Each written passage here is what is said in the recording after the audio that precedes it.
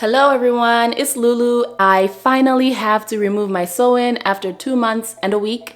This video is sponsored by Aromas and I'm going to walk you through the 4-hour process. It's 11:59 a.m. and the first thing that I have to do is get in the right headspace because why do I always do a full wash day when I have plans?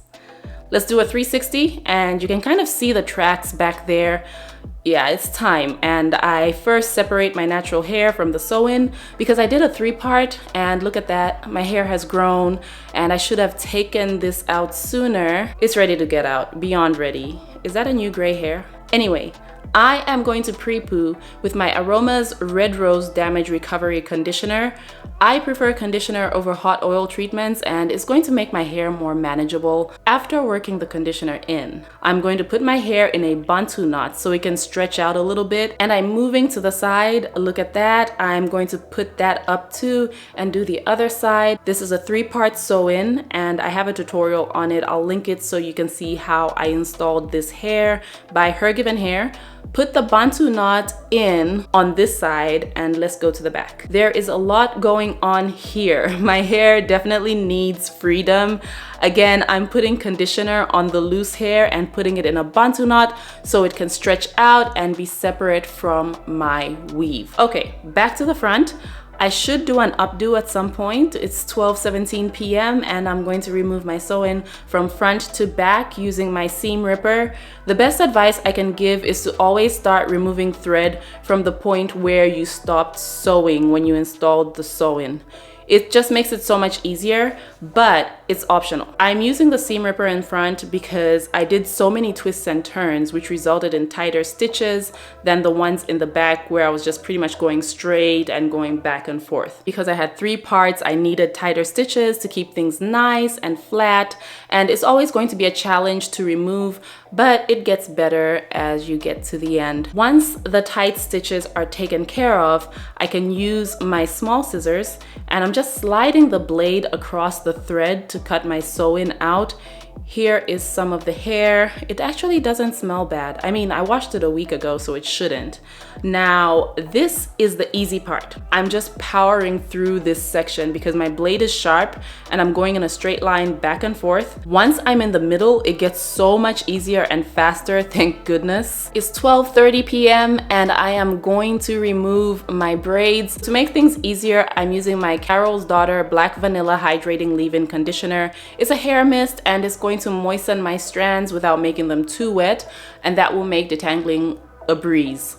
I'm also using my Aromas conditioner on the ends to soften them so I can easily separate my strands. Let's do a scalp check. Look at that. Clean. Very little visible buildup. And this is a week after my last wash day. And it's all because I was washing with my Aromas shampoo and my TPH scalp mask. I know the videos with mountains of dandruff go viral on YouTube and all over social media, but that seriously does not have to be you. It is 12:41 and I'm going to use my Red Rose conditioner as a pre-shampooing treatment. I'm also stretching my hair and getting as much shed hair out as possible before washing because my hair has been braided for a while. The process took about 20 minutes and I'm gonna let my hair sit under a plastic bag for about half an hour. It's 1:28 p.m. and I'm not even gonna play myself. I have to detangle properly before washing. I'm using my From Intuition Flexor Vent brush. This is the best for my hair, but I'm curious about some of the viral brushes. This one just powers through my hair like it's nothing and I love it. Make sure you get the blue, not the pink one. There is a difference. 1:46 and I'm finally washing my hair with the same shampoo that carried me through. The Aromas 5 Alpha Juniper Scalp Purifying Liquid Shampoo. It is watery so it will glide across your scalp easily, and the applicator tip makes it easier to get your entire scalp, especially those of you with tight textures. I'm washing in 4 sections to make it easy on me. 1:59 p.m. and I'm now using my Sacred Clarifying Shampoo after rinsing out the Aromas shampoo. I have a love-hate relationship with this shampoo because I feel like I'm using too much every time I use it, but my hair never feels dry, so it's okay. I'm just focusing on the scalp with this one and working it down my mid-lengths. For my ends, I'm using the hydrating shampoo, also by Sacred. It is 2:11 p.m. and I'm using my Sacred Reconstructor as my conditioner. Initially, I thought it was just okay because the deep conditioner is amazing to me, but I liked how my hair felt after this wash day. I took my time with this one and my hair seems thicker these days. I desperately need a trim though. 2:25 and I am going to use my Fenty Hair, the Protective Type 5-in-1 Heat Protectant. Fenty Hair is a hit or miss for me. I'll explain later, but this is the best heat protectant that I've used in a while. My hair 100% approves. I'm going to put my hair in bantu knots and those will be my heat styling sections. It is 2:53 p.m. and I am almost at the end. I'm using my Dyson Airstraight on wet mode at 285 degrees, the highest heat setting and the highest speed. And I'm going to dry my hair brush first.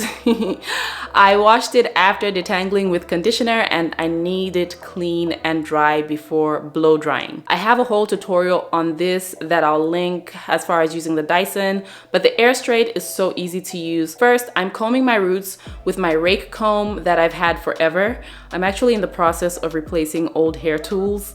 After that, I'm separating my section and detangling with my brush. It's easier to work in smaller sections and I know it seems like I'm doing the most, but I just want to make sure that there's not a single tangle in my head. With the Airstraight, I like to straighten my roots by reversing it and rotating upward. Then I blow going down like normal. I finished at 4:03 p.m., which was an hour and 10 minutes after I started blow drying because of the detangling process and my arms being tired from the entire wash day. I mean, I removed a whole sew-in. Otherwise, usually I take about 45 minutes. I waited an hour before styling my hair and I used my Melanin Multi-Use Pure Oil Blend for my scalp and then the Sacred Nourishing Hair Oil for my strands so they can smell really, really, really good. I was going for something simple and wavy and my hair is just shining with barely any product in it. I'm doing my go-to banana clip mohawk. I won't explain because it's pretty self-explanatory, just double up, and it is one of my favorite styles that makes my hair look longer and fuller than it actually is. So I'm also fixing up my makeup at the end before I go, so the important stuff is done. It took 4 hours and 4 minutes to remove my sew-in and then wash and blow dry my hair. It took a few extra minutes to style and I hope this video was useful. And I will catch up with you soon. Take care.